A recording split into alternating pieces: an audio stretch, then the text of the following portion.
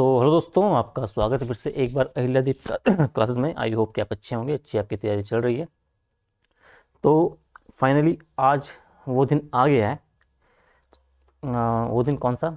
अभी जब मैं आपको थोड़ा सा आपको याद दिलाऊं, तो हमने क्या है, 23 सितंबर को आपका शुरू किया था। आपको मैंने फर्स्ट क्लास आपको दी थी, ठीक है, पीसीएस मेंस के लिए।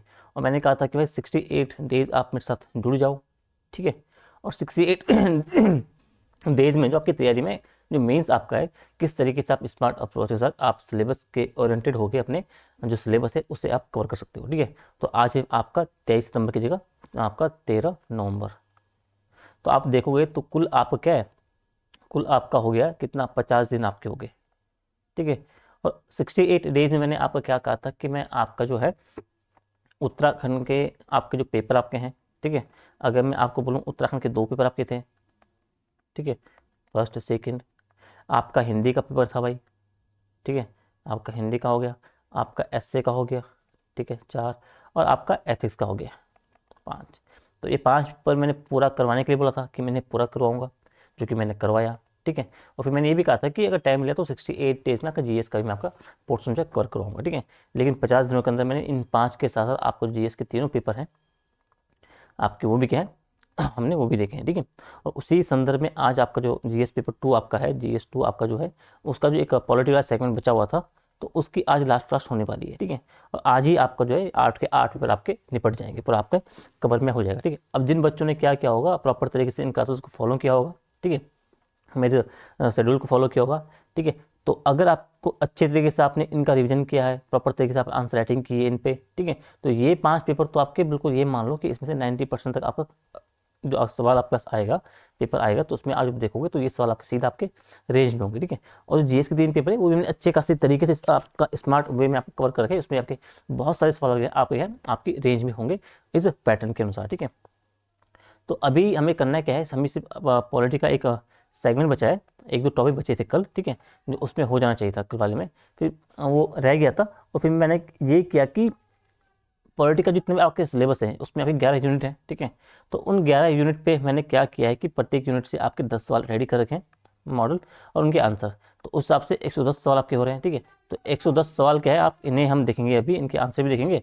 तो उनसे क्या होगा, आपका पूरा पॉलिटी का आपका सिलेबस है वो आपका रिवाइज हो जाएगा, ठीक है। और बहुत से आपके सवाल के होंगे सीधे सीधे इन्हीं सवाल से आपके टकर जाएंगे, ठीक है। भले उनकी लैंग्वेज कुछ भी हो, लेकिन उनकी जो कोर जो बातें होंगी आपका इन्हीं सवालों के संदर्भ में होंगी, ठीक है।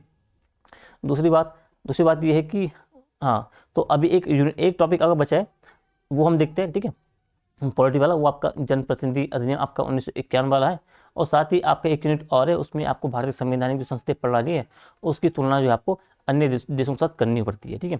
तो उसे हम सीधा आपको देखेंगे, जो मैंने क्वेश्चन फॉर्मेट आपका बना रखा है। तो ये वाली यूनिट आप सीधे सीधे 10 सवालों से वहाँ से आप समझ सकते हो, ठीक है। तो बाकी आपकी जो जितनी भी यूनिट है मैंने कोशिश की कि आप उनके जो इंपॉर्टेंट आपके जो टॉपिक है वो आपके कवर हो जाएं, ताकि आपके सवाल हैं वो आपकी रेंज में बन जाए, ठीक है। तो अभी हम ये जनप्रतिनिधित्व आपका अधिनियम जो आपका है, रिप्रेजेंटेशन आपका जो ऑफ द पीपल एक्ट है 1951 का, ये देखेंगे। और फिर उसके बाद हम आपके जो 110 सवाल है उनको देखेंगे, जो इंपॉर्टेंट सवाल होंगे उनमें से भी उन्हें हम अभी डिस्कस करेंगे। और बाकी आपको खुद अपने से पीडीएफ की हेल्प से आपको उनकी प्रैक्टिस करनी है, ठीक है। सिर्फ पढ़ना ही नहीं है, पढ़ने से ज़्यादा आपको लिखना है, ठीक है। उसके बाद क्या होगा सर, अब ये क्लास अभी तो हो रहा है 10:40 के आसपास टाइम हो रहा है, ये 12 साढ़े 12 तक 12:30 तक आपको क्लास मिल जाएगी, ठीक है। उसके बाद क्या करेंगे भाई, आपका तो पेपर खत्म हो गए। उसके बाद हम देखेंगे आपका, उसके बाद हम देखेंगे क्या, दो चार चीज़ें हम देखेंगे। सबसे पहले हमें देखना है क्या, नेशनल और इंटरनेशनल आपका करंट अफेयर देखना है, ठीक है। तो हम नेशनल प्लस इंटरनेशनल आपका करंट अफेयर देखेंगे दो ही क्लास में, वो आपका निपट जाएगा। उसके बाद क्या देखेंगे, उसके बाद मैं आपको ये दिखाऊंगा कि जो आपके सवाल आपके पूछे जाते हैं, ठीक है, जैसे आपके शब्द है ना ये, कि विवेचना कीजिए, चर्चा कीजिए, स्पष्ट कीजिए, समीक्षा कीजिए, विश्लेषण कीजिए, आलोचनात्मक रूप अपनाइए, ठीक है, टिप्पणी कीजिए। तो इनका वास्तविक मतलब होता क्या है, ठीक है, कि आप तो क्वेश्चन तो आपने समझ लिया, लेकिन एंड में जो आपके क्वेश्चन की डिमांड है उसे भी समझना आवश्यक है। भाई क्वेश्चन में इस पार्ट में आपका बोल क्या रहा है, आपको देना क्या है। अब आपको जितना आपको ज्ञान है वो सब ना वहाँ पे आप लिख के दोगे। जो सवाल जो चीज़ जो मांग रहा है बेसिकली हो, तो आपको वो किस तरीके से वहाँ पे लिखना है, इनको हम देखेंगे। तो एक क्लास हम प्रॉपर तरीके से इसकी लेंगे भाई, ठीक है, इस चीज़ की लेके आपकी जो टर्मिनोलॉजी आपकी एंड में है इन्हें आप समझ पाओ, समझ गए। एक क्लास किस पे यही आपकी, कि भाई जो आपके 25 क्वेश्चन हैं आपके, उसे 3 घंटे में आपको कैसे टैकल करना है, किस तरीके से आपको जो क्वेश्चन आपकी सॉल्विंग की आपकी स्ट्रेटेजी आपकी होनी चाहिए एग्जाम हॉल में, उस पर काम करेंगे। एक क्लास हम इस पर देख लेंगे आपका, ठीक है। इसके अलावा RO ARO का है, समीक्षा अधिकारी का आपका जो पेपर आने वाला है, फॉर्म आने वाला है। अगले नेक्स्ट बैच आपका जो पीसीएस का 26 वाला आपका जुलाई में पेपर आने वाला है, उसको लेके तो खैर अलग बात हो जाएगी, लेकिन अभी 25 वाले अटैम्प्ट के लिए इन चीज़ों को हम देखेंगे। और साथ ही साथ हम ये करेंगे कि आपके जितने भी आपके जीएस के पेपर, आपके 8 पेपर हैं, उस 8 में से ऐसे मतलब सभी को लेके मैं ये आपको बताऊं कि आपको इंपॉर्टेंट टॉपिक्स कौन कौन से हैं जहाँ से आपके सवाल बनने के हाई चांसेस हैं, जहाँ आपके सवाल आने ही आने वाले हैं, ठीक है। उन पे आपको काम करके जाना है। एक एक क्लास हम उन पे भी देख लेंगे आपको, ठीक है। तो 8 पेपर हैं, तो 8 क्लास हम इस पर आपकी देख लेंगे, ठीक है। पर डे 2 क्लास या पर डे 3 क्लास के हिसाब से जो भी हम जैसे हम कर पाएँ, ठीक है। तो अभी हम पहले इस टॉपिक को खत्म करते हैं, अपना पॉलिटी निपटाते हैं। पहले हम अपना जो रिप्रेजेंटेशन एक्ट है आपका पीपल वाला, उसे देखते हैं, और उसके बाद जो आपके नंबर ऑफ जो क्वेश्चन आपके हैं 1 to 10 उन्हें देखेंगे, और फिर आपका जो ये पॉलिटी वाला सेगमेंट है आपका पूरा कवरअप हो जाएगा, ठीक है। तो आपको क्या करना है, आपको अब कमेंट में या टेलीग्राम पे जाके आपको अपने डाउट बताने हैं कि भाई आपको आगे किन किन चीज़ों पे आपको हेल्प चाहिए, क्या क्या चीज़ें समझ नहीं आ रही, क्या क्या चीज़ें दिक्कतें आ रही है, उन सब पे हम साथ में आपका क्या है काम करेंगे, ठीक है। कल लाइव आने के लिए बोला था लेकिन हो नहीं पाया, क्योंकि ये आपका पार्ट बच गया था, ठीक है। इस चक्कर से फिर मैंने सोचा कि इसे हम पहले निपटा देते हैं, उसके बाद हम फिर देखेंगे साथ में, ठीक है। तो अब सीधा हम टॉपिक पे आते हैं अपना, कि जो आपका बोर्ड है कि आपका जो रिप्रेजेंटेशन एक्ट आपका है, पीपल एक्ट आपका है 1951 का, इसे आप देखते हैं। तो ये आप ये देखो कि भाई अधिनियम क्या है। ये अधिनियम है कि जो आपके संसद और जो आपके राज्य विधानमंडल हैं, ठीक है, जो आपकी राज्य विधानसभा बेसिकली है, तो उनके चुनाव को आप निष्पक्ष बना सको भाई। उम्मीदवार की जो अहर्ता अनर्हता आपकी हो गई, जो चुनाव के विवाद आपके होंगे, और जो आपकी निर्वाचन प्रक्रिया है, इन सबके एक रेगुलेशन के लिए, एक नियमन के लिए आपका ये बनाया गया था जनप्रतिनिधित्व अधिनियम एक्ट, ठीक है। और जो आपका संवैधानिक आपका आधार आप देखोगे तो आर्टिकल 324 से जो 329 तक चुनाव हैं, उनसे संबंधित समस्त प्रावधान इसमें दिए गए हैं, ठीक है।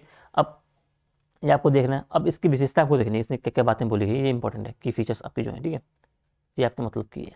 आप बोलोगे एक तो चुनाव की संपूर्ण रूपरेखा की बात करें भाई, कि संसद और राज्य विधानसभाओं के चुनाव की तैयारी करना, संचालन और परिणाम घोषणा की कानूनी ढांचा इसमें मिलता है आपको। उम्मीदवारों का जो एक एलिजिबिलिटी है बेसिकली अर्हता है, यानी कि लोकसभा और विधानसभा के लिए क्या है, भारत का नागरिक होना चाहिए भाई। आयु आपका क्या है 25 वर्ष, राज्य परिषद के लिए आपका 30 वर्ष बेसिकली। इन बातों की बात बोली गई है, यानी कि चुनाव के संपूर्ण रूपरेखा की बात बोली गई है। इसमें उम्मीदवारों की अर्हता की बात बोली गई है, आपका डिस्क्वालिफिकेशन क्या होगी, किस आधार पर होगी, इसमें अधिनियम में आपकी बात बोली गई है कि वह दिवालिया ना हो, मानसिक रूप से आप अस्वस्थ ना हो, सरकारी अनुबंध में हित या भ्रष्ट आचरण ना हो, दोष सिद्धि अपराध की बात की गई है। इन सब बातों की इसमें अयोग्यता के आधार भी बताए गए। चुनाव अपराध की बात बोली गई है भाई, ठीक है। आपकी चुनाव अपराध क्या होगा, मतलब कि उसमें बताइए, अगर आप मतदाता आपके हैं उनको रिश्वत देते हो, उनकी धमकी देते हो, धार्मिक या जातीय भावनाओं का उपयोग करते हो भाई, आप झूठे बयानबाजी दे रहे हो, मतदाता सूची में आप हेर फेर कर रहे हो, ठीक है। ये सब बेसिकली आपके चुनाव वो है क्या, चुनाव अपराध हैं, ठीक है। निर्वाचन याचिका की बात बोल रखी है कि किसी उम्मीदवार के चुनाव परिणाम को आपको चुनौती देने का अधिकार इसमें है भाई। उच्च न्यायालय के समक्ष 45 दिन के भीतर आपको याचिका देनी होगी। खर्च सीमा की बात बोली गई है। चुनाव आयोग की जो भूमिका क्या होगी उसकी बात बोली गई है, ठीक है। आपका जो मतदान प्रक्रिया है कि चुनाव आयोग द्वारा क्या निर्धारित पद्धति जो होगी, EVM VVPAT इन आदि के माध्यम से की जाएगी। उपचुनाव और जो पुनर्मतदान है उसकी व्यवस्था की गई है। राजनीतिक दलों के पंजीकरण और नियंत्रण से संबंधित प्रावधान है। तो मतलब एक वास्ट आपका अधिनियम है, उसमें इन 10 से 11 आपके जो बिंदु है इनकी बात क्या डिटेल में उसमें बोली गई है। तो अगर इससे संबंधित आपका सवाल आता है जनप्रतिनिधि अधिनियम से संबंधित, तो आपको इन 10 से 11 पॉइंट को आपको अपने विशेष प्रमुख विशेषताओं के रूप में आपको बताना है, ठीक है जी। ये सारे आपके सेक्शन से इन्हें आप थोड़ा सा देख लेना, ठीक है। अब राजनीतिक दलों का पंजीकरण एक थोड़ा सा ये है, ठीक है। अब इसमें जो देखना हमें ये देखना है, ये थोड़ा सा इंपॉर्टेंट हो जाता है कि भाई जो राष्ट्रीय पार्टी या फिर राज्य पार्टी का दर्जा देने के लिए क्या क्या चीज़ आपकी होनी चाहिए, ठीक है। अब कि राष्ट्रीय पार्टी बनने की शर्तें क्या है भाई, तो कोई भी दल जो है राष्ट्रीय पार्टी का दर्जा उसे तब मिलेगा अगर उसने क्या है कोई एक शर्त पूरी करनी होगी इनमें से, या उसने लोकसभा या राज्य विधानसभा में क्या है कम से कम 4 या अधिक राज्यों में क्या है एक राज्य पार्टी के रूप में मान्यता प्राप्त हो भाई, या उसने लोकसभा में कम से कम 2% सीटें क्या हैं जो वर्तमान आपकी 11 सीटें हैं, या जो 3 या अधिक राज्य हैं उनसे जीते हों, या देश में जो कुल आपके डाले गए कुल वैध मत होंगे उन मतों का कम से कम उसने 6% प्राप्त किया हो भाई लोकसभा या विधानसभा चुनाव में, और कम से कम आपकी 4 लोकसभा सीटें आपकी जीती हो। तो ये आपके क्या अगर किसी पार्टी ने ऐसा इसमें से किसी एक में से आपका ये हासिल किया है तो उसे क्या है, राष्ट्रीय पार्टी का दर्जा दे दिया जाएगा। राज्य पार्टी बनने की शर्तें क्या है भाई, कि किसी दल को क्या है, किसी राज्य में राज्य पार्टी का दर्जा पाने के लिए आपको एक शर्त पूरी करनी होगी, ठीक है। या तो उसने राज्य विधानसभा चुनाव में डाले गए आपके जो वैध मत हैं उनका 6% प्राप्त किया हो, और कम से कम क्या है 2 आपकी सीटें प्राप्त की हो। इसके अलावा अलावा नहीं, या फिर लोकसभा चुनाव में क्या है, उस राज्य से डाले गए जो मत हैं उसका 6% प्राप्त कर सके, और एक जो लोकसभा सीट है आपकी वो जीत सके बेसिकली, ठीक है। इसके अलावा वो राज्य विधानसभा की जो कुल सीटें होंगी उनका 3% या कम से कम वो 3 सीटें जीते। चौथा, लोकसभा में क्या है, उस राज्य से कम 1 सीट प्राप्त करें और कुल सीटों का वैल्यू 1/25वां भाग उसे प्राप्त हो सके। तो ये बेसिकली आपका क्या है, राज्य पार्टी बनने के दर्जे हैं, ठीक है। तो इन दो थोड़ा सा जो आपकी विशेषताएं हैं, जो आपकी इनकी भूमिकाएं, इनको थोड़ा सा याद कर लो, क्योंकि पास्ट में भी ऐसे सवाल आपके आए हैं जिसमें सीधा सीधा पूछा गया था कि आपकी जो राष्ट्र पार्टी और राज्य पार्टी के संबंध में कि आपकी क्या क्या आपकी आवश्यकता, क्या मतलब शर्तें बेसिकली, ठीक है। तो ये आपको थोड़ा सा देखना है। ये आपके जो राष्ट्रीय दल हैं इनके एग्जाम्पल आप थोड़ा देख लेना, ठीक है। और ये आपके कंक्लूजन हो जाएगा और ये आपका प्रश्न हो जाएगा, ठीक है। तो इन प्रश्नों को आपको थोड़ा सा देखना है, इनको आपको प्रैक्टिस करनी है, ठीक है। तो ये आपका हो जाता है यहाँ पे आपका पॉलिटिक खत्म। अब हमें क्या देखना है, अब हमें देखना है आपका कि जो आपके 110 मॉडल क्वेश्चन है इन्हें हम देखने की कोशिश करेंगे, ठीक है, ठीक है। ठीक है, तो शुरू करते हैं, ठीक है, ठीक है। तो अब जो है हमारा, हम देखते हैं जो आपके यूनिट्स हैं, इसमें 11 यूनिट्स हैं आपकी, ठीक है। उनको हम देखते हैं, 1 मिनट, हाँ बस थोड़ा सा आप समय दीजिए।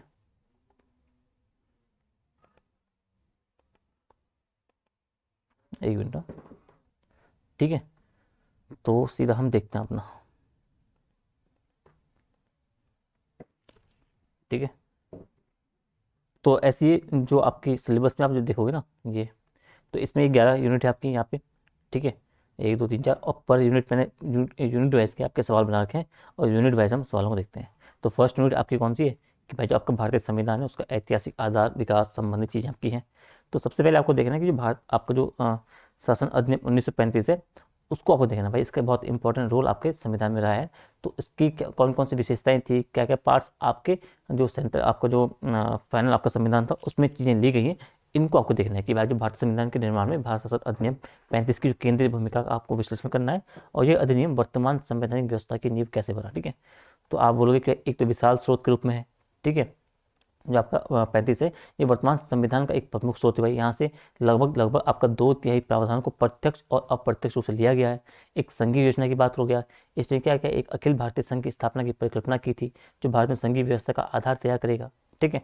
न्यायपालिका की नींव की बात आप बोलोगे, यहाँ से लिया गया है। आपको जो प्रशासनिक व्यवस्था आपकी, आपको जो वर्तमान समय आपातकालीन प्रावधान आपका है, लोक सेवा आयोग आपके बोलोगे, राज्यपाल का कार्यकाल आप बोलोगे, महत्वपूर्ण प्रशासनिक प्रावधान सब में इसी से आपके डायरेक्ट लिए गए भाई। प्रांतीय स्वायत्ता की आप बात बोलोगे कि इसने प्रांतों में क्या द्वैत शासन को समाप्त करके आपकी प्रांतीय स्वायत्ता आपकी शुरू की है, ठीक है। राज्यों को शासन शासन का पहला अनुभव इसने नहीं दिया, ठीक है। आप बोलोगे केंद्रीय द्वैत शासन, यद्यपि ये सफल नहीं हुआ। आप ये बोलो कि वर्तमान जो 7वीं अनुसूची का आधार बेसिकली आपको यहाँ से मिलता है। निष्कर्ष क्या बोलेगा कि 1935 के अधिनियम ने भारतीय राजनीति और शासन व्यवस्था को विस्तृत आपका ब्लूप्रिंट प्रदान किया, इस तरीके से बोलो, ठीक है। तो कहने का मतलब है आपको ये देखते हुए चलना है कि जो 1935 का अधिनियम बेसिकली उसकी कौन कौन सी बातें क्या है, सीधा सीधा आपके संविधान में ली गई है। तो ये आपको महत्वपूर्ण थोड़ा सा रोल है इसका, ठीक है। अगला है कि भारतीय संविधान न केवल एक ड्राफ्टिंग निकाय नहीं बल्कि एक राष्ट्रीय आकांक्षा का प्रतीक था। इस कथन के आलोक में संविधान निर्माण में संविधान सभा की भूमिका की और उसकी चुनौतियां, उनको आपको मूल्यांकन करना है।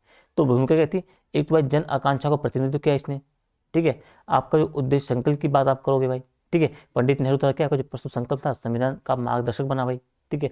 आप उसमें संप्रभुता, न्याय, स्वतंत्रता, समानता और जो लोकतांत्रिक गणराज्य के मूल्य हैं उन्हें समाहित किया गया। आप सहभागिता और सर्वसम्मति की बात करो भाई, जो कि संविधान सभा थी वो विभिन्न समितियों जैसे आपकी प्रारूप समिति, इनके माध्यम से गहन विचार विमर्श उसमें हुआ, ठीक है। 8 महीनों की बहस उसमें हुई, लगभग आपके 2000 संशोधन पर विचार किया गया, ठीक है। और जो संविधान की व्यापक आपकी स्वीकार्यता आपकी सुनिश्चित करता है भाई, ठीक है। समावेशी चुनौती की बात करो भाई, कि चुनौती क्या थी, आप लोग एक धर्म और भाषा जाति की विविधता के बीच एक मजबूत और एकीकृत राष्ट्र बनाने की आगे चुनौती थी भाई, ठीक है।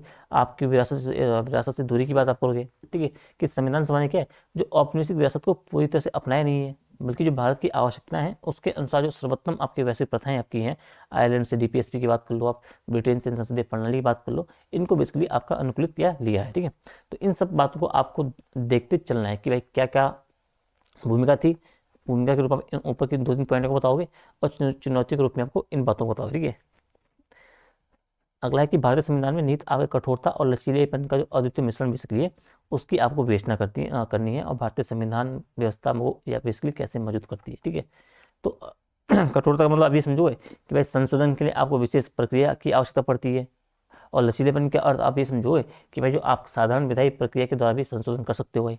ठीक है, अब भारत में कौन सा कठोरता का तत्व है, तो आप जब 368 में आप पढ़ोगे तो जो कुछ प्रावधान क्या है उसको संशोधित करने के लिए आपको संसद के दोनों सदनों में आपको विशेष बहुमत चाहिए। ठीक है, साथ ही आपको विशेष राज्यों का आप उसका ही आपको समर्थन चाहिए। तो उसमें क्या है आपको, जैसे कि आपके संघीय प्रवृत्ति के प्रकृति के प्रावधान है। ठीक है, आपके राज्यों की सहमति की आपको सुनिश्चित करती है। ठीक है, तो इसमें इन सब बातों से आपको क्या लगता है, जो दो आपके, एक तो आपको संसद के दोनों आपके जो सदन है उसमें आपको विशेष बहुमत चाहिए भाई, इसके साथ साथ आपके विशेष बहुमत तो चाहिए, उसके साथ आपके जो राज्य हैं, राज्य के विधानमंडलों का भी आपको अनुसमर्थन चाहिए। तो ये दिखाते हैं आपको भारत के संविधान की कठोरता का भाव और लचीलेपन का, कि भाई एक बड़े भाग क्या संसद के द्वारा सिर्फ साधारण बहुमत के माध्यम से आप क्या संशोधित कर सकते हो भाई। जैसे आपको नए राज्यों का निर्माण करना है, नागरिकता संबंधी प्रावधान जो भी है आपके साधारण बहुमत से आप पारित कर सकते हो। ठीक है, अब मिश्रण का महत्व क्या बोलोगे आप, कि भाई मिश्रण क्या है, संविधान को आवश्यकता अनुसार क्या विकसित होने की क्षमता प्रदान करता है। ठीक है, जिससे क्या है समय की मांग के अनुरूप से बना रहता है बेसिकली। ठीक है, तो इन बातों को आपको थोड़ा सा ध्यान रखना है। ठीक है, अगला आपको देखना है, भारतीय संविधान को अक्सर अर्धसंघीय फेडरल या एकात्मक की भावना में संघीय कहा जाता है। तो इनमें आपको वो देखना है कौन सा, जो हमने एकात्मक विशेषता बताई थी ऊपर हमने पढ़ा था, तो उन बातों को आपको यहाँ पे डालना है। ठीक है, और इस परिप्रेक्ष्य में भारतीय राज्य व्यवस्था की जो संघीय और जो एकात्मक विशेषताएं हैं उनका भी एक आलोचनात्मक आपको परीक्षण करना है। ठीक है, अब ये बोल रहा है कि संघीय विशेषताएं भाई, तो इसमें क्या है, जिसमें आपको लगे कि भारत संविधान एक संघीय रूप, एक संघ है, तो उसमें बोलोगे एक तो संघ जो सत्वें हैं उनका स्पष्ट आप विभाजन किया गया है, जो लिखित आपका संविधान आपका है, जो संविधान की सर्वोच्चता आपकी है, जो आपकी स्वतंत्र न्यायपालिका आपकी हो गई, ये सब क्या दिखाते हैं कि भाई इसमें आपको दिखाते हैं कि संघीय विशेषताएं भाई। ठीक है, अब एकात्मक यानी जो आपकी गैर संघीय विशेषताएं, तो एकात्मक यानी कि जो आप क्या है सेंटर, मतलब इसमें आपको सेंट्रलाइज जगह, एकात्मक समझ रहे हो, संघात्मक एकात्मक समझ रहे हो ना, संघात्मक मतलब आपके राज्यों को साथ लेके चल रहा है, एकात्मक मतलब कि मजबूत आपका सिंगल आपको सेंटर की भूमिका दिख रही है, एक गैर संघीय, तो आपको जो मजबूत सेंटर आपका जो है मजबूत केंद्र होना भाई। ठीक है, आपकी जो एकल नागरिकता आपकी है, जो आपकी एकीकृत न्यायपालिका है, जो आपकी अखिल भारतीय सेवाएं आपकी हैं, जो आपका राज्यपाल का पद है, जो आपके आपातकाल के प्रावधान है, तो ये बेसिकली आपके एकात्मक विशेषताएं हैं। ठीक है, तो इन दोनों को आपको बता दिया भाई कि ये संघात्मक है, एकात्मक है। आलोचना क्या बोलोगे आप, कि ये ऐसा लिखना नहीं है आपको। ठीक है, मैंने से आपको समझने के लिए बता रखा है। ठीक है, सीधा आपको ये लिखोगे कि संघीय विशेषताएं, एकात्मक विशेषताएं। ठीक है, और फिर सीधा आप लिखना शुरू करोगे बिना इसके कि केसी वीर जैसे विद्वानों से अर्धसंघीय कहा है, क्योंकि यह शुद्ध संघवाद के सिद्धांतों से विचलित होता है।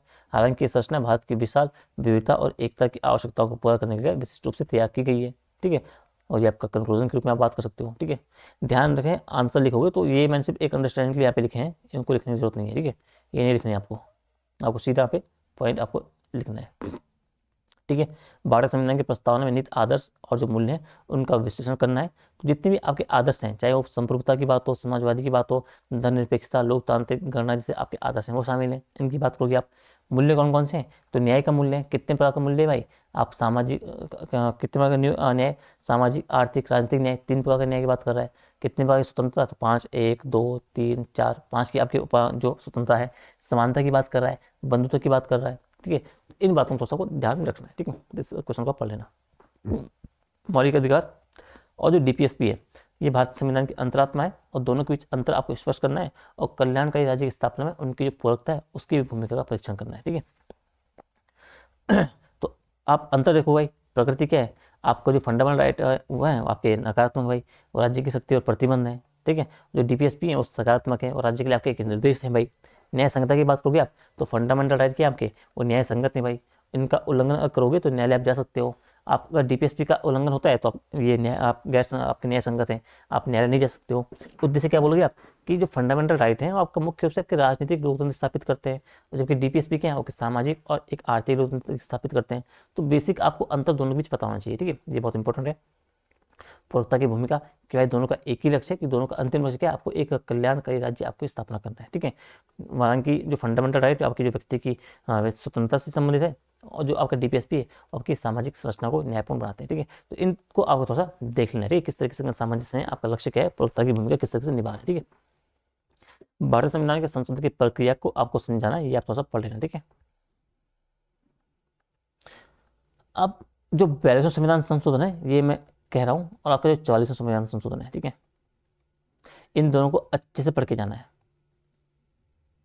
अच्छे मतलब बहुत अच्छे से इनके प्रावधानों को, इनसे बहुत आपके चांसेस है कि आपके सवाल बन जाए, ठीक है। तो 42वां संविधान संशोधन अधिनियम 1976 को लघु संविधान क्यों कहा जाता है, इसके प्रमुख संशोधनों का वो उल्लेख करते हुए भारतीय राज्य व्यवस्था पर इसके दीर्घकालिक प्रभाव का वो उल्लेखन करना है, ठीक है। तो 42वें संविधान संशोधन में जो प्रावधान किए गए थे, जो चीज़ जोड़ी गई थी, उनको आपको यहाँ पे लिखना है, ठीक है। अब कारण क्या है भाई कि भाई इसने कई महत्वपूर्ण दूरगामी परिवर्तन किए, ठीक है, इसलिए आपका लघु संविधान बोलते हैं। अब क्या क्या किए गए, तो जो प्रस्तावना में आपका समाजवादी, धर्मनिरपेक्ष और जो अखंडता से शब्द आपके जोड़े गए। मौलिक कर्तव्य में आपका जो आपका भाग 4 बेसिकली है, भाग 4A में आपके मौलिक कर्तव्य 51 नहीं जोड़ा गया। डीपीएसपी की सर्वोच्चता की बात बोल गई, कुछ डीपीएसपी के आपको फंडामेंटल राइट्स पे आपको वरीयता दी गई है, मिनरल मिल्स मामले में आप देख सकते हो।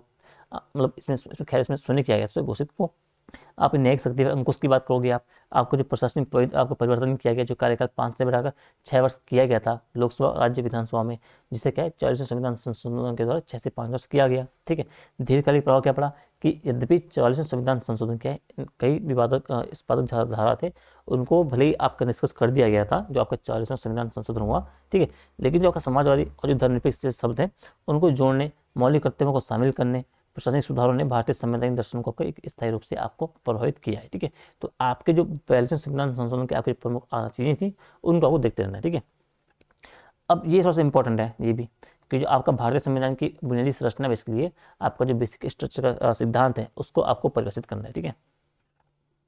अब हमने ऊपर ही देखा था कि परिभाषा क्या है भाई कि बुनियादी संरचना सिद्धांत क्या है कि संविधान में कुछ ऐसे अंतर्निहित आधारभूत सिद्धांत हैं जिन्हें संसद क्या अपने संशोधन शक्ति के उपयोग के माध्यम से भी बदल नहीं सकती है। और ये सिद्धांत बेसिकली आपका जो केसवन भारतीय बनाम केरल राज्य था वाद था बेसिकली, उसमें सर्वोच्च न्यायालय के द्वारा दिया गया था, ठीक है। और इसका उद्देश्य यही है कि जो आपका संविधान का मूल दर्शन आपका होगा, जो लोकतांत्रिक पहचान होगी, उसको मनमाने आपके संशोधन से बचाना है, उसके जो संविधान की सर्वोच्चता है उसको बनाए रखना है, ठीक है। अब कौन कौन से आपके तत्व हैं ये आपको से याद कर लेना है। जो आपकी संविधान की सर्वोच्चता, सरकार का गणतंत्रात्मक रूप आपका हो गया है, लोकतांत्रिक रूप आपका हो गया है, संविधान का धर्मनिरपेक्ष चरित्र आपका हो गया है, सत्यों का पृथक्करण का आपका हो गया, न्यायिक समीक्षा आपकी हो गई है, आपकी शक्ति और जो संघवाद आपका हो गया है, ठीक है। इनको आपको थोड़ा सा ये कहें, ये आपकी बेसिक स्ट्रक्चर है, ठीक है। अब सर्वोच्चता बनाए रखने की भूमिका ये आप थोड़ा सा देख लेना, ठीक है। संवैधानिक प्रावधानों को न्यायिक व्याख्या और जो संविधान के समय इसे आप थोड़ा सा पढ़ लेना, ठीक है। अब अगली यूनिट है आपकी संघ एवं राज्यों के कार्य और उत्तरदायित्व, तो संघीय ढांचे से संबंधित विषय और चुनौतियां, इन्हें आप देखना, ठीक है। तो इसमें संघीय ढांचे के प्रशासनिक ये आप छोड़ दो, आप पढ़ लेना, ठीक है। भारतीय संघीय ढांचे संबंधित प्रमुख विषय कौन कौन से हैं और चुनौती क्या है ये आपको देखना है। और सहकारी संघवादी बहुत इंपॉर्टेंट है, ये आप पढ़ लेना अच्छे से दोबारा, ठीक है। दृष्टिकोण से इन चुनौतियों को समाधान कैसे किया जा सकता है, ठीक है। तो अभी हम करेंगे ऐसी एक इसके बाद जो हम क्लासेस देखेंगे तो मैं आपको वही मैं जैसे ऊपर कह रहा था इंडिविजुअल हम क्लास देखेंगे, जैसे जीएस पेपर 1 की हम क्लास देख ली, जीएस 2 की देख ली, आपका एसए का देख लिया, एथिक्स का देख लिया, उत्तराखंड फर्स्ट उत्तराखंड सेकंड, ठीक है, ऐसे देखेंगे। और उसमें हम ये देखेंगे कि भाई आपके कहाँ कहाँ से कौन कौन से आपके टॉपिक बहुत महत्वपूर्ण है। तो उसमें सीधा मैं आपको टॉपिक्स आपको लिख के बता दूंगा कि भाई इन टॉपिक्स को आपको डिटेल से पढ़ के जाना है, इनसे आपके सवाल बनने के चांसेस हैं, ठीक है। परिचय आप देखोगे तो भारतीय संघवाद के अपनी अनूठी विशेषताओं के बावजूद क्या आपको केंद्रीकरण की प्रवृत्ति और राज्यों की स्वायत्ता की मांग भी लगातार चुनौतियों का सामना कर रहा है। अब बेसिकली सवाल जो वो ये पूछ रहा है आपको चैलेंजेस क्या क्या है भारतीय संघवाद के, तो एक तो राज्यों की वित्तीय निर्भरता की बात करोगे भाई कि राज्य क्या है, तो राज्य आपके बहुत ज़्यादा आपके डिपेंडेंट है केंद्र के द्वारा जो उनकी एक सहायता दी जाती है, एक जो वित्त आवंटन किया जाता है, ठीक है। तो उनकी जो राज्य को उससे स्वायत्ता है उनको सीमित कर रहा है भाई, ठीक है। राज्यपाल की भूमिका की बात करोगे कि राज्यपाल का पद आप जब देखते हो, विशेषकर जब आपको अनुच्छेद 356 का उपयोग करना होता है, तो उसके प्रयोग में एक केंद्र के एजेंट के रूप में कार्य करता है। तो उसके कारण हुआ क्या है कि राज्यों के राजनीतिक जो मामले हैं उसमें हस्तक्षेप का विषय बन जाता है। जो आपकी क्षेत्रीय असमानताएं हैं, जो आपके जल विवाद आपके हैं, ठीक है, जो आपकी केंद्रीकृत योजना निर्माण आपका है, ठीक है। तो ये बेसिकली कुछ प्रमुख आपकी चुनौतियां हैं और समाधान के दृष्टिकोण क्या आपका, जो भाई अंतर्राज्यीय परिषद की बात आप करोगे 263, आप नीति आयोग की जो भूमिका को बढ़ाओगे, थिंक टैंक से ऊपर आपको इसकी आपको मौजूद करना है। आप राज्यपाल की नियुक्ति क्या है उसकी भूमिका में आप सुधार करोगे। आपके जो पूंजी आयोग की सिफारिश हैं, ठीक है, उनको आप लागू करोगे। पूंजी आयोग, सरकारी आयोग, इनकी सिफारिशों को आपको अच्छे से पढ़ के जाना है। आपको वित्तीय विकेंद्रीकरण की बात करोगे आप, तो ये बेसिकली आप प्रावधान कर सकते हो, ठीक है। क्या आप मानते हैं ज्येष्ठ ने भारतीय संघवाद को सहकारी प्रतिस्पर्धी संघवाद को अधिक स्थानांतरित कर दिया, आलोचना, ठीक है, इसे आप पढ़ लेना, ठीक है। स्थानीय स्तर पर शक्तियों की ठीक है। तो स्थानीय स्तर पर शक्तियों और जो वित्त के हस्तांतरण से आपका क्या अभिप्राय है, और 73वां और 74वां संशोधन के बाद भी इस प्रक्रिया में क्या क्या मुख्य चुनौतियां बनी हुई है, ठीक है। तो ये पूछ रहा है कि वित्त के हस्तांतरण की बात कर रहा है स्थानीय स्तर पर, और शक्तियों के हस्तांतरण की बात कर रहा है, ठीक है। अब शक्तियों की बात आप क्या बोल रहे कि भाई जो आपका 11वीं अनुसूची 29 विषय हैं, जो आपकी 12वीं अनुसूची 18 विषय हैं, इनके विषयों को सौंपने की बात आप हो जाएगी, जिससे कि आपके ग्रामीण विकास के आप काम बना सकते हो, आप स्वास्थ्य, शिक्षा, शहरी नियोजन संबंधी आप काम कर सकते हो। तो शक्तियों के संदर्भ में इन बातों को ध्यान रखना है भाई। अब वित्त के संदर्भ में क्या है कि भाई जो राज्य वित्त आयोग है उसका गठन की जो बात बोली गई है, जो राज्य के कर आपका हो गए, शुल्क आपके हो गए, फीस आपके हो गए, इनके शुद्ध आगमों के केंद्र और स्थानीय निकाय के बीच क्या है कि वितरण की सिफारिश करता है। तो वित्त के संदर्भ में आपको ये बात ध्यान रखनी है, ठीक है। तो शक्ति के रूप में आपके विषय हो गए जिन पे उन्हें अधिकार है कानून बनाने का, और वित्त के संदर्भ में आपको जो राज्य वित्त आयोग की भूमिका आपको इसके बारे में आपको थोड़ा देखना है। अब चैलेंज क्या है भाई, एक तो जो 3F है उनकी कमी बनी हुई है, फंड्स की कमी बनी हुई है, आपके फंक्शनरीज की कमी बनी हुई है, आपके फंक्शन की कमी बनी हुई है, ठीक है। कार्यों का क्या है, एक अप्रभावी हस्तांतरण किया जा रहा है। वित्तीय की कमी बनी हुई है भाई, कर्मचारियों की कमी बनी हुई है, वही जो अपने ऊपर देखा, ठीक है। आपका राज्य विधानमंडल एक अच्छा खासा नियंत्रण के ऊपर रहता है स्थानीय शक्तियों के ऊपर, राजनीतिक इच्छा शक्ति की कमी बनी रहती है। तो ये बेसिकली आपकी चुनौतियां आपकी बनी हुई है वर्तमान टाइम पे, ठीक है। अब संघीय ढांचे संबंधी चुनौतियों के संदर्भ में क्या है, अंतर्राज्यीय परिषद की भूमिका और प्रभावशीलता को आपको आलोचना का मूल्यांकन करना है, ये आप थोड़ा सा पढ़ लेना, ठीक है। अखिल भारतीय सेवाओं के भर्ती नियंत्रण तक ये भी आप पढ़ लेना, ठीक है। वित्तीय विकेंद्रीकरण के लिए राज्य वित्त आयोग की भूमिका अत्यंत महत्वपूर्ण है, इसको थोड़ा सा देखना है, राज्य वित्त आयोग के बारे में ये आप थोड़ा सा देख लेना, ठीक है। कोऑपरेटिव, हाँ ये इंपॉर्टेंट है थोड़ा सा, सहकारी संघवाद, ठीक है।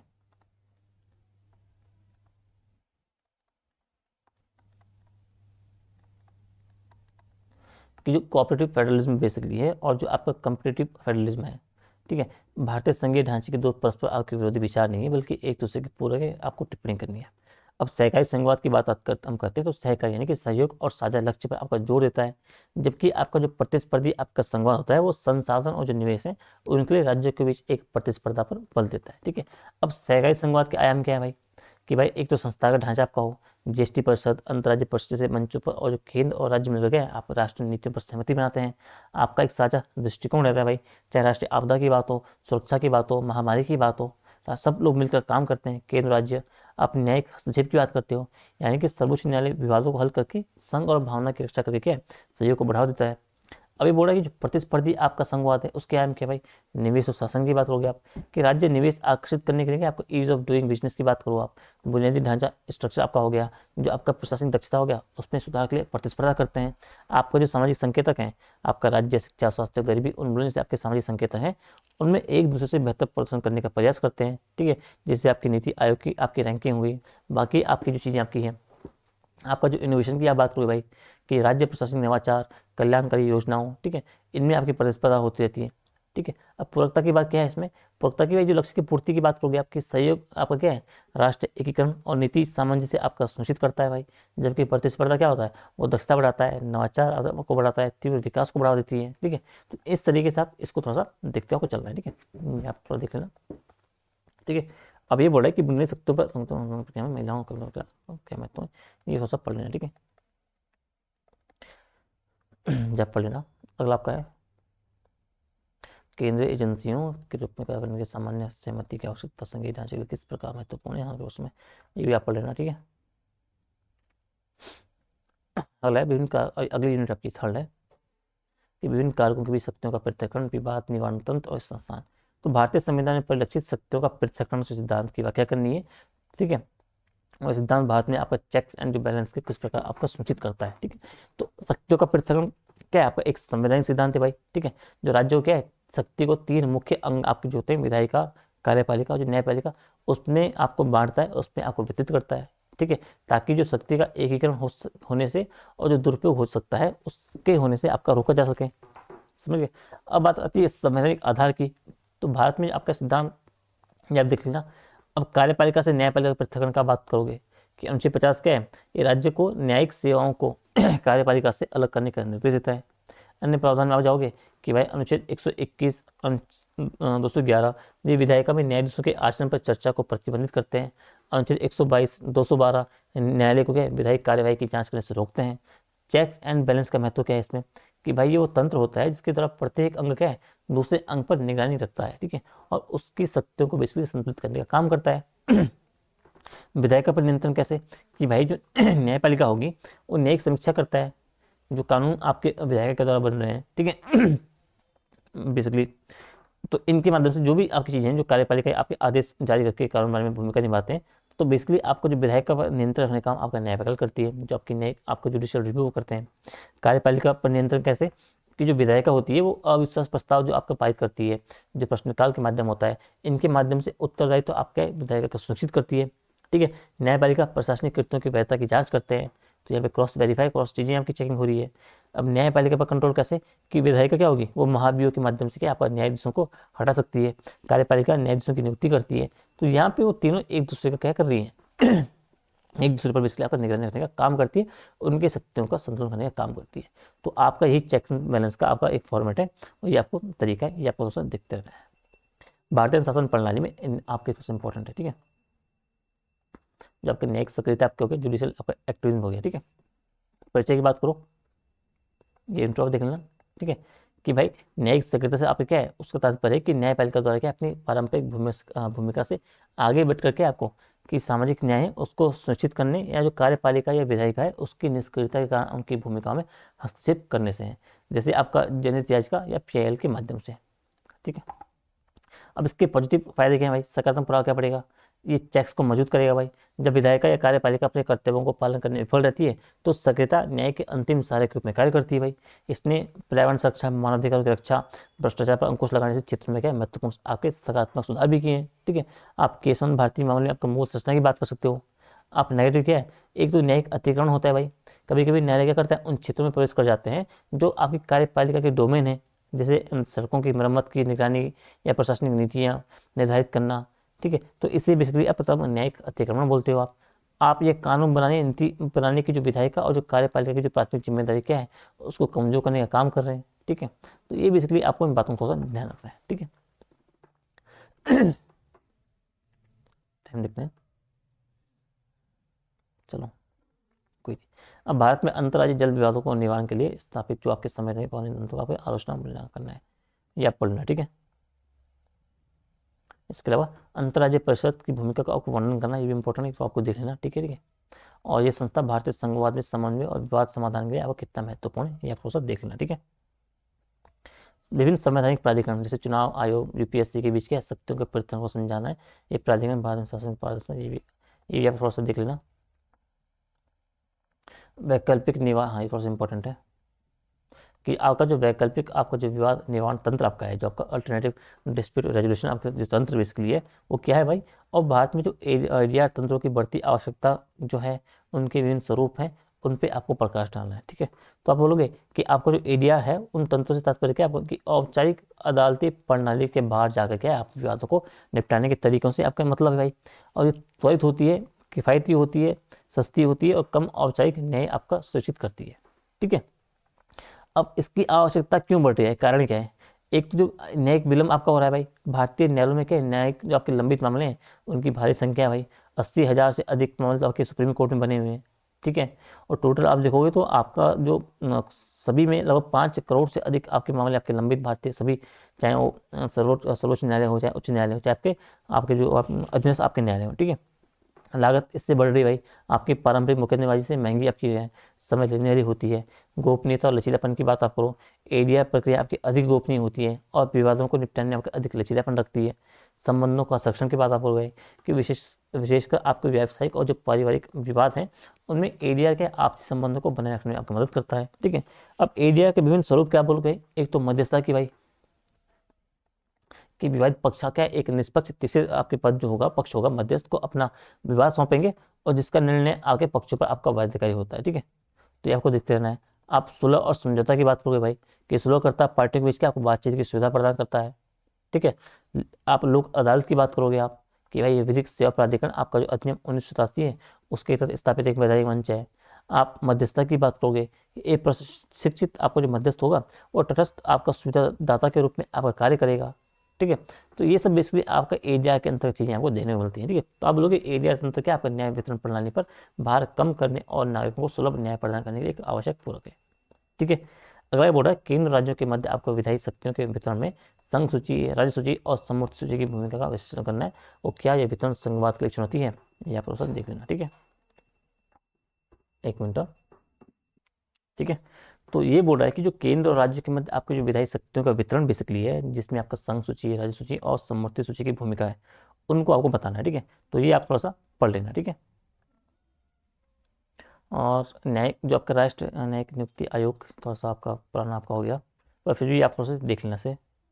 इसके अलावा जो स्थानीय सुशासन आपके संस्थानों के संदर्भ में आपको शक्तियों के पृथक प्रासंगिकता आपको नहीं। ठीक है, उस शासन में विकेंद्रीकरण के सिद्धांत को कैसे प्रभावित करता है, ये पढ़ लेना आप। ठीक है, संवैधानिक अदालतों की ये आप पढ़ ही लेना, इस कुछ खास नहीं। आपका भारतीय संघीय व्यवस्था किस प्रकार अमेरिकी और कनाडाई संघीय प्रणाली से आपका भिन्न है। ठीक है, तो आप जब देखोगे तो भारतीय संघीय ढांचे क्या आपका एकात्मकता की और झुकाव वाला संघवाद है। ठीक है, अब जब भारतीय व्यवस्था की बात करते हैं उसकी, तो आपका ये कनाडा से प्रेरित है, झुकाव केंद्र की ओर है, अधिक झुकाव, जैसे राज्यपाल की नियुक्ति, आपातकालीन प्रावधान। शक्तियों के वितरण की बात करोगे तो तीन शक्तियां, तीन सूचियां आपकी हैं, राज्य, संघ और समवर्ती आपकी बात करोगे। अवशिष्ट शक्तियां केंद्र के पास बनी हुई है। नागरिकता और न्यायपालिका की बात करें तो एकल नागरिकता है, एकीकृत न्यायपालिका है, तो ये आपका हो जाएगा भारत के संदर्भ में। ठीक है, अब अमेरिका की बात आप करो भाई, तो अमेरिका की जब देखते हो तो स्रोत क्या है उसका, आपका कनाडा से है, और आपका जो अमेरिका का वो है स्वतंत्रता की भावना पर आपका बेसिस है। झुकाव आपके राज्यों के आपको अधिक शक्तियां दी गई है, वो अधिक उनके संप्रभुता पर अधिक जोर है भाई। शक्तियों का वितरण करोगे, केंद्र क्या है, केवल उन्हीं शक्तियों का उपयोग कर सकता है जो उसे संविधान के द्वारा स्पष्ट रूप से सौंपी गई है। यानी अवशिष्ट शक्तियां क्या है, राज्यों के पास है, जबकि भारत में क्या है, केंद्र के पास है। दोहरी आपकी नागरिकता है। आपकी जो न्यायपालिका है वो आपके अलग अलग आपको न्यायपालिका देखने को मिल रही है। ये तो आपका अमेरिका के संदर्भ में हो गया। कनाडा में क्या है भाई, कि भारत का जो संघीय ढांचा आपका इससे प्रेरित है भाई, कनाडा की व्यवस्था से। झुकाव क्या है, केंद्र को आपको मजबूत सख्त बनाने पे आपका जोर दिया गया है, शक्तिशाली केंद्र आपको मिलता है। शक्तियों का वितरण की बात करोगे तो अवशिष्ट शक्तियाँ केंद्र के पास है, जो कि भारतीय मॉडल के समान आपका है। इसका अर्थ क्या है कि भारत का संघवाद क्या है, विशिष्ट है, क्योंकि ये संकट काल में क्या आपका पूर्ण एकात्मक हो जाता है और सामान्य काल में आपका सहकारी संघवाद बन जाता है, जबकि आपका यूएस से सख्त आपका द्वैतता पर आपका बल देता है। ठीक है, तो इन्हें आपको थोड़ा सा जानते रहना है। अब भारतीय संविधान में मौलिक अधिकारों की अवधारणा की तुलना आपका अमेरिकी बिल ऑफ राइट्स, इसे आप पढ़ लेना। ठीक है, अगला है आपका भारत संसदीय संप्रभुता और न्यायिक सर्वोच्चता के बीच संतुलन की तुलना, ब्रिटिश, यह आप पढ़ लेना। ठीक है, भारत के राष्ट्रपति की संवैधानिक स्थिति किस प्रकार, आपका थोड़ा सा ये पढ़ लेना। ठीक है, किस प्रकार की भिन्न है आपके जो अमेरिकी राष्ट्रपति से। ठीक है, अगला है भारतीय संविधान में वर्णित आपातकालीन प्रावधानों की तुलना आपको जर्मनी के आपका वाइमर संविधान से करना है। ठीक है, ये पढ़ लेना आप। भारत की संविधान संशोधन प्रक्रिया की तुलना, ये आप पढ़ लेना। ठीक है, भारत संविधान डीपीएस की तुलना आपको ये पढ़ लेना। इसके अलावा भारत में आपको द्विसंधीय विधायक की कार्य प्रणाली की तुलना, ब्रिटिश आपका संसद, ये भी आप पढ़ सकते हो। भारत में इकोनॉमिक प्रावधान की तुलना, जी भी छोड़ दो आप, भारतीय लोकतंत्र आज ये सब पढ़ लेना। ठीक है, अगला आपकी यूनिट है संसद और राज्य विधायिका आपकी संरचना, इनके संबंध है। ठीक है, तो भारतीय संसद की संरचना, ठीक है, राज्य विधानमंडल से किस प्रकार भिन्न है, इसकी संरचना को आपको विशेषताओं पर आपको प्रकाश डालना है। ठीक है, तो आप बोलोगे कि आपकी संरचनात्मक भिन्नता क्या है भाई, संसद क्या है, अनिवार्य रूप से आपको द्विसदनीय होती है, उसमें राष्ट्रपति, लोकसभा पर राज्यसभा है। लेकिन राज्य विधानमंडल के अधिकांश राज्यों में आपका एक सदनीय है भाई, राज्यपाल बस विधानसभा है। जबकि कुछ एक राज्यों में क्या आपका द्विसदनीय है कि राज्यपाल भी है, विधानसभा भी और विधान परिषद भी है। संसद की संरचना की बात करो आप, तो लोकसभा क्या आपका निम्न सदन है, अधिकतम 550 सदस्य हैं। सदस्यों के चुनाव का प्रत्यक्ष मतदान के द्वारा 5 वर्ष के लिए होता है, जो जनता का प्रतिनिधित्व करता है बेसिकली। राज्यसभा आपका उच्च सदन है, अधिकतम आपको अधिकतम आपकी तरफ से 250 है, ठीक है। सदस्यों का चुनाव आपका अप्रत्यक्ष मतदान के द्वारा होता है, 6 वर्ष के लिए होता है, ठीक है। एक तय सदस्य आपके प्रत्येक 2 वर्ष में आपके रिटायर होते हैं, सेवानिवृत्त होते हैं, ठीक है। अब राज्य विधानमंडल पे आप आओगे, तो आपका विधानसभा क्या आपका निम्न सदन में है भाई, विधान परिषद आपका उच्च सदन है, ठीक है। सेम चीज़ आपको वही वो आपके यहाँ पे थोड़ा सा देख लेंगे आप, ठीक है। महत्वपूर्ण अंतर क्या है कि राज्यसभा क्या आपका एक स्थायी सदन है जो कभी भंग नहीं होता है, जबकि विधान परिषद क्या आपको आपको सृजित या समाप्त किया जा सकता है, ठीक है। और लोकसभा और विधानसभा दोनों ही कार्यकाल पूर्ण होने के पहले भी आपकी भंग हो सकती है, ये बेसिक बात है, ठीक है। संसद और राज्य विधायिका के विधायी और वित्तीय कार्यों की आपको विवेचना करनी है, या थोड़ा सा पढ़ लेना, ठीक है। इसके अलावा संसदीय कार्य संचालन में प्रयुक्त होने वाले विभिन्न उपकरणों, प्रश्नकाल, शून्यकाल, इनको थोड़ा सा पढ़ लेना, ठीक है, प्रश्नकाल वगैरह को,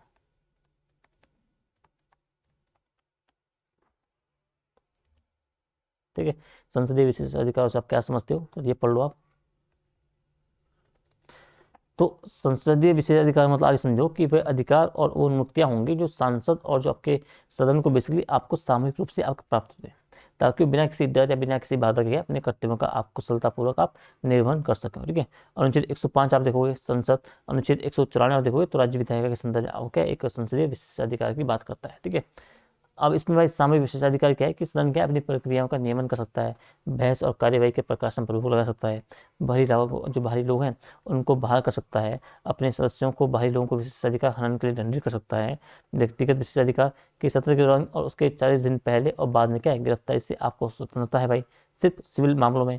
सदन में क्या है दिए गए जो किसी बयान या वोट के लिए आपके है न्यायालय में आपको कार्यवाही से मुक्ति है। महत्व क्या है, ताकि आप क्या स्वतंत्र कार्य कर सको भाई, आपके सदन की गरिमा बनी रहे। अब इनसे उत्पन्न विषय क्या है, आपको एक जो संहिताकरण का अभाव बना हुआ है, आपको दुरुपयोग की आशंका रहती है, ठीक है। आप विशेषाधिकार हनन के नाम पे क्या आप सदस्यों और मीडिया को आप दंडित करने की शक्ति का दुरुपयोग करते हो भाई, ठीक है। आप न्यायिक समीक्षा से आपका कई बार आपका टकराव होता है, तो इनको आपको थोड़ा सा जानते रहना है। अब दल बदल विरोधी कानून की प्रमुख विशेषताओं को आपको वर्णन करना है और किस हद तक इस सदन में आपका अनुशासन सुनिश्चित करने में सफल रहा है, ठीक है, मूल्यांकन करना है। ये हमने ऊपर देखा था, इससे वो पढ़ लेना है, ठीक है। भारतीय संसद और राज्य विधानमंडल कार्यक्रम में गिरावट के प्रमुख कारणों का पहचान, पढ़ लेना। आपका राज्यसभा को द्वितीय सदन क्यों कहा जाता है, साधारण विधेयक और धन विधेयक के संबंध में इनकी शक्तियां लोकसभा विधानसभा से किस प्रकार भिन्न है, यह पढ़ लेना, ठीक है। आपका संसद के पीठासीन अधिकारी सभा अध्यक्ष और सभापति की शक्तियां और भूमिका को आपको समालोचनात्मक आपको परीक्षण करना है, इनको आपको थोड़ा सा देखना है, ठीक है। संसदीय समिति प्रणाली से आपको क्या तात्पर्य है, यह पढ़ लेना, ठीक है। राष्ट्रपति राज्यपाल के अध्यादेश बनाने की शक्ति, ये इंपॉर्टेंट थोड़ा, ये आप देख लेना भाई। आर्टिकल 123 213 इनके संवैधानिक सीमाएं क्या है। आपका अगली यूनिट आती है कार्यपालिका न्यायपालिका की संरचना, संगठन और कार्यशैली के मंत्रालय, इन सब के बारे में, ठीक है।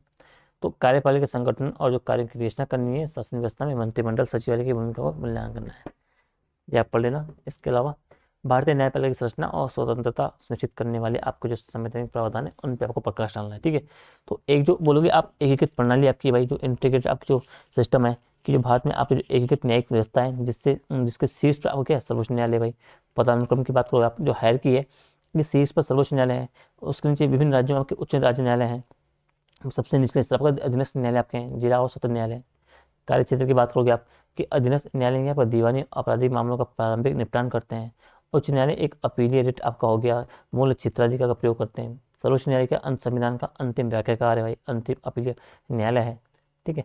अब न्यायपालिका की स्वतंत्रता सुनिश्चित करने वाले प्रावधान क्या है, एक तो जो नियुक्ति की प्रक्रिया भाई वो कॉलेजियम प्रणाली के माध्यम से होती है, ठीक है। तो कार्यपालिका जो हस्तक्षेप है उसको सीमित करती है, आपका एक सुरक्षित कार्यकाल दिया हुआ है, ठीक है।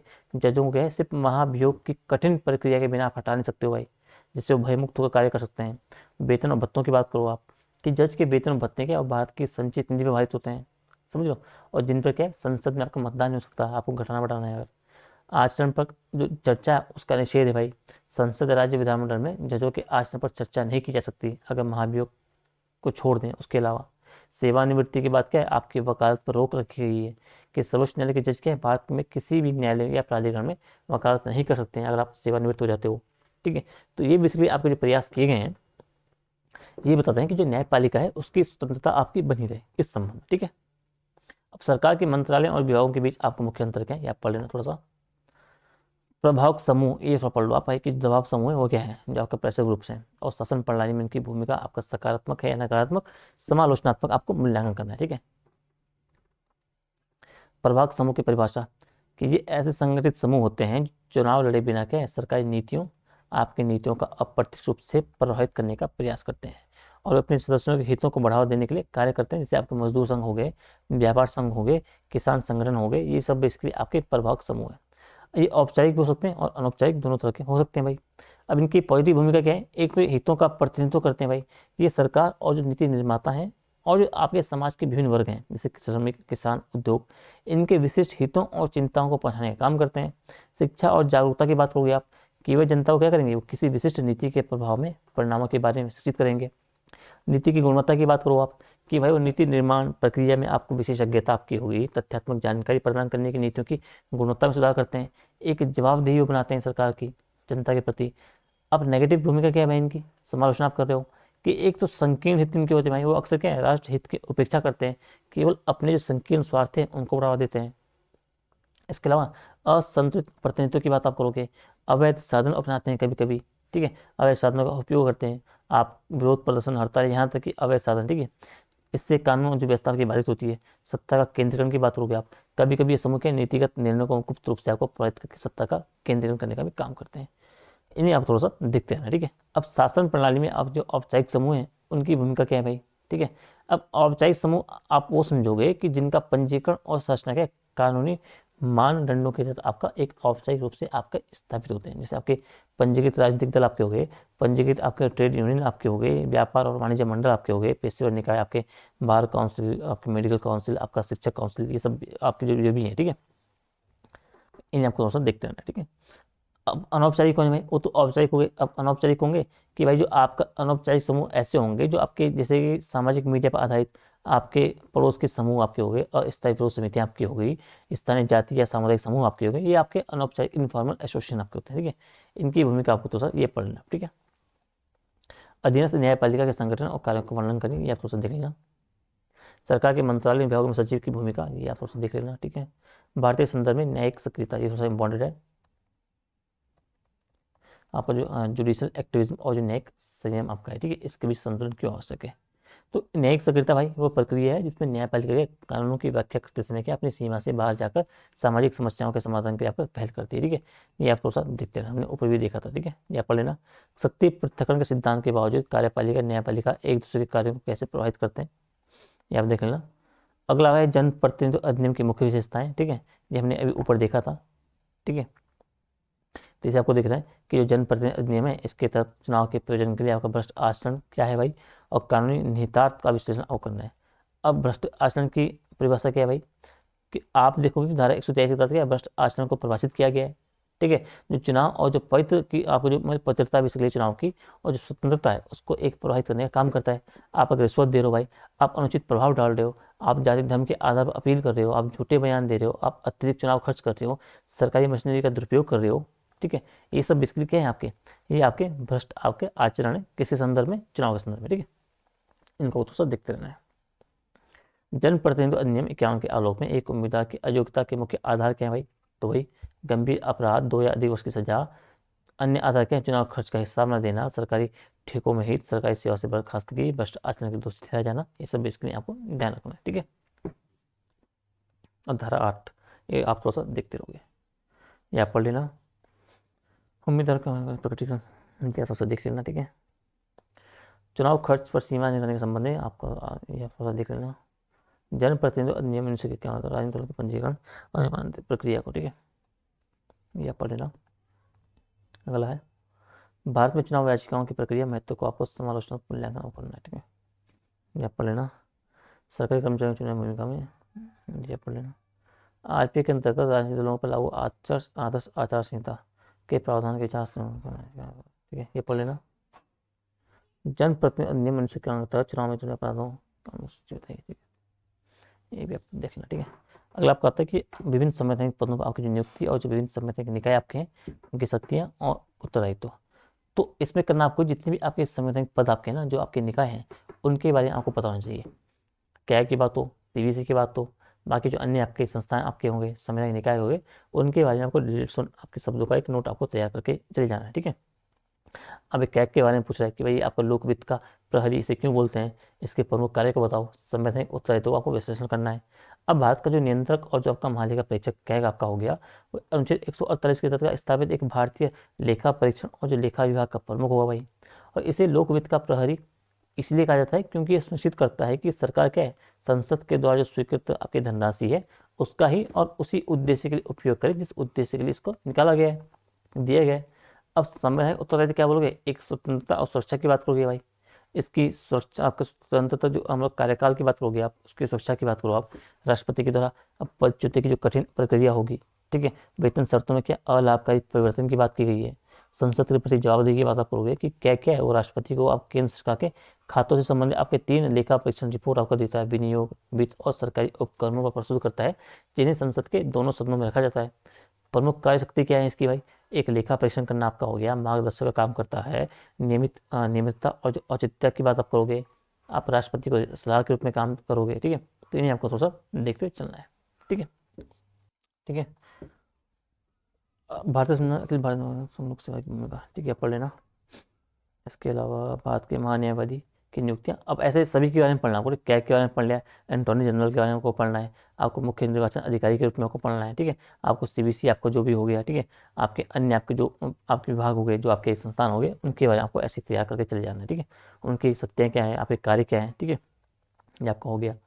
आप वित्त आयोग के बारे में आप पढ़ोगे, उसकी संरचना पढ़ोगे आप, ठीक है, इसके बारे में तो आपको देखे चलना है।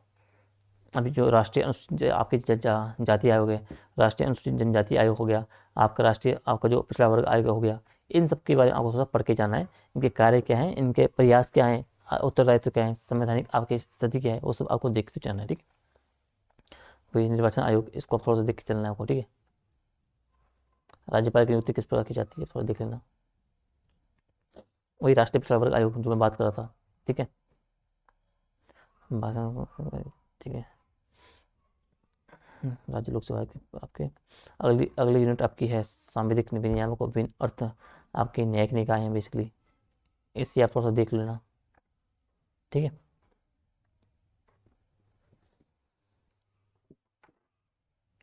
अर्ध न्यायिक निकाय थोड़ा सा इंपॉर्टेंट है, आप थोड़ा देख लो भाई कि निकाय क्या है और ये न्यायपालिका से किस प्रकार आपके भिन्न है, ठीक है। और भारतीय प्रशासनिक ट्रिब्यूनल आपका जो कैट है, उसके विशेष संदर्भ में आपको इनके महत्व को, आपको सीमाओं का परीक्षण करना है, ठीक है।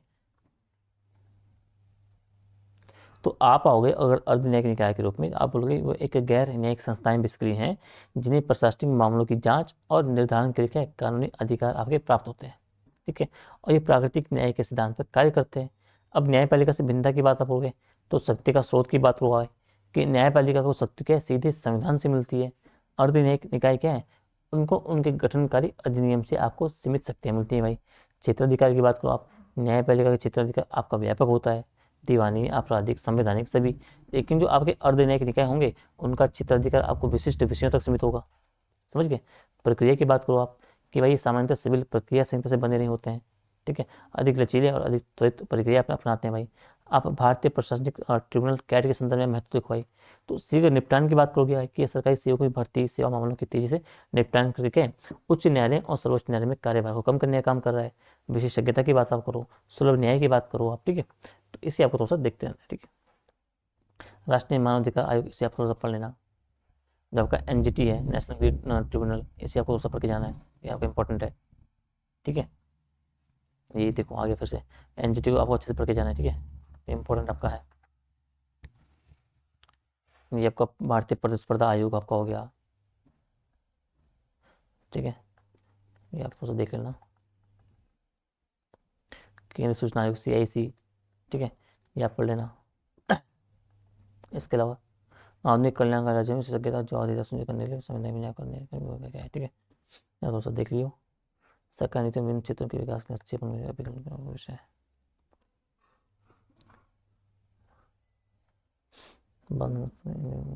ये आपको ये आप थोड़ा सा देख लें, ठीक है, कि भारत में विकास हेतु सरकारी हस्तक्षेप के क्रियान्वयन में जो उत्पन्न होने वाली आपकी संस्थागत और जो प्रक्रियात्मक बाधाएं, उनको आपको परीक्षण करना है, ठीक है। हितधारक परामर्श ये देख लेना।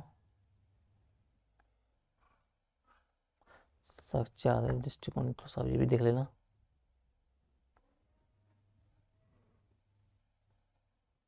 ये आप थोड़ा सा बहुत इंपॉर्टेंट है, ये आप सोचते देख लेना, पीपीपी मॉडल वाला, ठीक है, कि भारत के विभिन्न क्षेत्रों में विकास के लिए आपको निजी क्षेत्र की जो भागीदारी की बात है, ठीक है, उसको बढ़ावा देने के लिए और इससे उत्पन्न होने वाले आपको शासन संबंधी मुद्दों की आपको विवेचना करनी है, ठीक है। एक ये देखे जाना आप, ये बहुत इंपॉर्टेंट है, जो मोबाइल जैम की तरह ही भूमिका है कि भाई जो विकासशील देशों में क्या सामाजिक क्षेत्र की योजनाओं के अंतर्गत वित्तीय समावेशन, आपका जो फाइनेंशियल इंक्लूजन है, फाइनेंशियल इंक्लूजन के महत्व को समझाना है। और इसमें जो जन धन आधार आपका है, ठीक है, आपका जो मोबाइल आपका जो है जन धन आधार मोबाइल, ठीक है, ये जो आपकी ट्रायोलॉजी बेसिकली है, ठीक है, ट्रायोलॉजी में आपकी जो त्रय इसकी भूमिका है, इसकी आपको विश्लेषण करना है, ये तो सबको देखते हुए जाना है, ठीक है। बाकी आपका भारत में सार्वजनिक सेवाओं के वितरण की सूचना प्रौद्योगिकी उपकरण चुनौती, ये आप देख लेना। सरकार नीति के मूल्यांकन से आपको क्या तात्पर्य, ये आप देख लेना, ठीक है।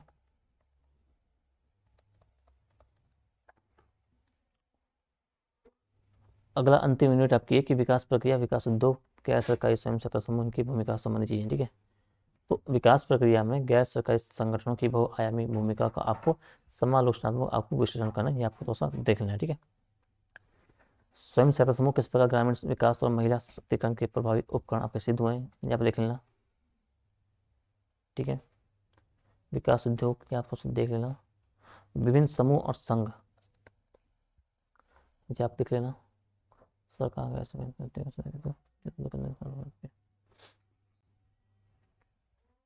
विकास प्रक्रिया में संस्थागत, ये सीएसआर का जो कॉन्सेप्ट है ये हमने एथिक्स के पेपर में अच्छा खासा पढ़ा हुआ है, ठीक है। फिर भी इसे यहाँ पे भी आप थोड़ा सा देख सकते हो, ठीक है, कि विकास प्रक्रिया में आपका संस्थागत एवं अन्य पक्षों की भूमिका का महत्व होता है और जो आप कॉर्पोरेट सामाजिक उत्तरदायित्व के संदर्भ में आपको विशेष इसका स्पष्ट आपको उल्लेख करना है, ठीक है।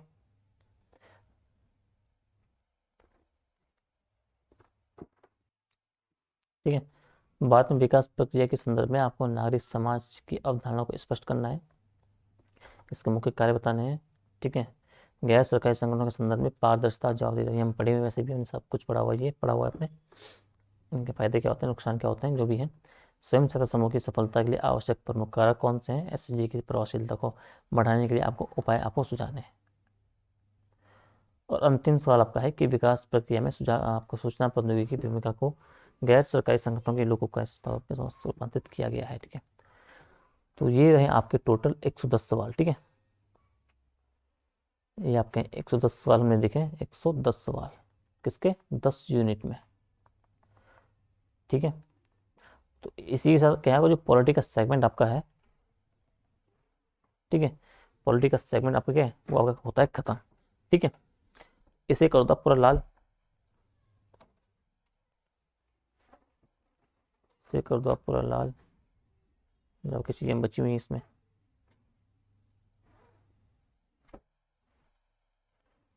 ठीक है। तो अब क्या है आपका, जो आपके 8 पेपर हैं, ठीक है, उस सारे हमने यहाँ पे खत्म कर लिए, ठीक है। आपका हिंदी का भी, एसए का भी, GS1 GS2 GS1 GS2 GS3 GS4, आपका उत्तराखंड पेपर 1 और उत्तराखंड पेपर 2, ठीक है, ये हो गया, ठीक है। तो आज आपका जो सिलेबस है, 8 पेपर है आपके पूरे खत्म होते हैं, ठीक है। जो क्वेश्चन मैंने दिए हैं PDF अभी अपलोड करता हूँ थोड़ी देर में, आप वहाँ से उन्हें देख लेना, ठीक है, जो आपके मैं बोल रहा हूँ। अब हम करेंगे क्या, अब आपका जो एक करंट अफेयर का पार्ट आपका बच रहा है भाई, ठीक है, नेशनल अफेयर का, नेशनल इंटरनेशनल करंट अफेयर आपका जो है उसे हम देखेंगे, ठीक है। एक मिनट,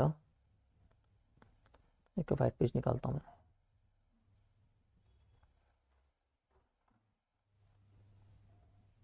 ठीक है। तो ये आप देखो कि भाई अब क्या देखना है, तो एक तो हम देखेंगे आपका नेशनल प्लस आपका जो इंटरनेशनल आपका करंट अफेयर है, वो हम देखने की कोशिश करते हैं। मैं 2 एक क्लास इसमें लूँगा, ठीक है, और उम्मीद करूँगी कि उसमें आपके सारे करंट अफेयर आपके हो जाए, ठीक है। उसके बाद हम क्या देखेंगे आपका कि जो आपके पेपर वाइज हैं, पेपर वाइज हम मैं आपको एक एक क्लास आपकी और दूंगा, पेपर 1 जीएस, पेपर 1 जीएस 2, और उसमें आपको मैं इंपॉर्टेंट आपके टॉपिक हैं जहाँ से आपके सवाल बनने के हाई चांसेस रहेंगे उनको बताऊंगा, ठीक है, कि आपको उनको तो तैयार करके आपको जाना ही जाना है, ठीक है। वो उसके अलावा जो मैं ये बोल रहा था आपको कि आपकी जो टिप्पणी करिए, आप आलोचना कीजिए, आप विवेचना कीजिए, चर्चा कीजिए, एक क्लास हम इन पे लेंगे, ठीक है। एक क्लास अभी आपकी जो और आएगी किस पे, कि आपको एग्जाम हॉल में आपको जो पेपर आपको है किस तरीके से आपको 3 घंटे में कवर करना है, ठीक है। इस तरीके हम चीज़ें इस सब पे काम करेंगे, ठीक है। तो अभी के लिए इस क्लास को हम यहीं रोकते हैं, ठीक है। अब आगे मैं देखता हूँ नेशनल करंट अफेयर या इन चीज़ों को आपको थोड़ा सा तैयार करना पड़ेगा, थोड़ा टाइम लगेगा उसमें, ठीक है। तो हम देखते हैं अगर शाम तक एक क्लास आपकी हो पाए करंट अफेयर की आज, तो वो हम देखेंगे, नहीं तो फिर कल सुबह हम करंट अफेयर का सेगमेंट देखेंगे, ठीक है। क्योंकि आज तारीख आपकी हो गई है मे बी 13 तारीख, ठीक है। 13 नवंबर आपकी हो गई है, 13 नवंबर आपका है, 6 से आपका पेपर है, तो ये मान के चलो आपके टोटल आपका जो बचा है आपके पास 20 से 22 दिन आपके पास बचे हैं, 22 दिन आपके पास लेफ्ट है, 22 में से एक दिन आप जाओगे तो 20 दिन आप मानो भाई कि 20 दिन आपके पास एग्जिट आपके पास बचे हैं, ठीक है, तैयारी के। तो देखते हैं इन 20 दिनों में कितना अच्छा और बेहतर ढंग से आपको हेल्प कर पाते हैं। तो वीडियो को लाइक कीजिएगा, सब्सक्राइब कीजिए चैनल को, मैक्सिमम बच्चों तक आप शेयर कीजिए, आप कमेंट में डाउट बताइए कि क्या चीज़ें आपको समस्या आ रही है, क्या चीज़ें आपको और किस में आपको हेल्प चाहिए, ठीक है। बाकी मिलते हैं जल्दी अगले टॉपिक में नेशनल इंटरनेशनल करंट अफेयर को लेके, ठीक है। और देखते हैं शाम को अगर हम एक लाइव सेशन कर पाएँ तो उसमें भी चीज़ें थोड़ा सा और ज़्यादा बेहतर तरीके से क्लियर आपकी हो पाएगी, ठीक है। तो मिलते हैं आपको एक नेक्स्ट क्लास में, तब तक ध्यान रखिए, अच्छे से तैयारी करिए, ठीक है। 20 दिन बचे हैं अभी अच्छे से, तो मैक्सिमम आप लिखिए जितना आप बेहतर ढंग से लिख सकते हो। डेली आप 2-2 मॉक आप लिखने की कोशिश करिए, यानी कि डेली आपको 50-50 क्वेश्चन आपको लिखने हैं, ठीक है। तो मिलते हैं आपको शाम को या नेक्स्ट क्लास में, तब तक के लिए टाटा बाय।